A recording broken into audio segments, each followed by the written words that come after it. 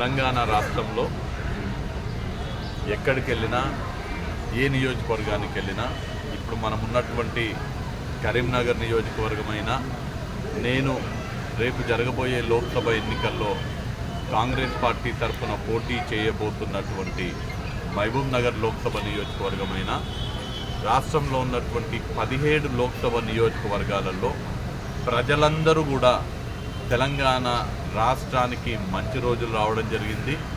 గతంలో రాష్ట్రాన్ని పాలించినటువంటి కుటుంబ పాలన, అవినీతి పాలన, అరాచక పాలన అంతమొందించి ఇవాళ ప్రజాపాలన రాష్ట్రంలో కొనసాగుతున్నది. రేవంత్ రెడ్డి గారి ఆధ్వర్యంలో రేవంత్ రెడ్డి గారైతే ఇక్కడ ఆది శ్రీనివాస్ గారి ఆధ్వర్యంలో వేములవాడ స్వామివారిని దర్శించుకొని ఆశీర్వాదాలు తీసుకొని వెళ్ళినటువంటి రేవంత్ రెడ్డి గారి ఆధ్వర్యంలో ఇవాళ ప్రజాపాలన రాష్ట్రంలో కొనసాగుతున్నది. అన్ని వర్గాల ప్రజలకు ఈ ప్రభుత్వంలో న్యాయం జరుగుతున్నది.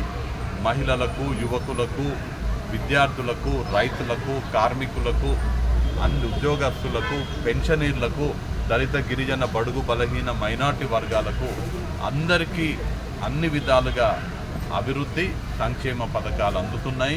ప్రజలందరూ రాష్ట్రంలో కాంగ్రెస్ పార్టీ ప్రజాపాలన నచ్చి మెచ్చి కాంగ్రెస్ పార్టీగా అండగా ఉండాలని ఖచ్చితంగా 14 స్థానాలకు తగ్గకుండా తెలంగాణలో కాంగ్రెస్ పార్టీ లోక్సభ స్థానాలను గెలవబోతున్నది. అలానే జాతీయ స్థాయిలో ఇండియా కూటమి అత్యధిక స్థానాలు సాధించి మన భారతదేశంలో కన్యాకుమారి నుంచి కాశ్మీర్ వరకు 4080 కిలోమీటర్ల భారత్ జోడో యాత్ర, తర్వాత మళ్ళీ 6000 పైచిలుకు కిలోమీటర్ల భారత్ జోడో న్యాయ యాత్ర చేపట్టి మన కోసం పరితపిస్తున్నటువంటి రాహుల్ గాంధీ గారు ప్రధానమంత్రి కాబోతున్నారు.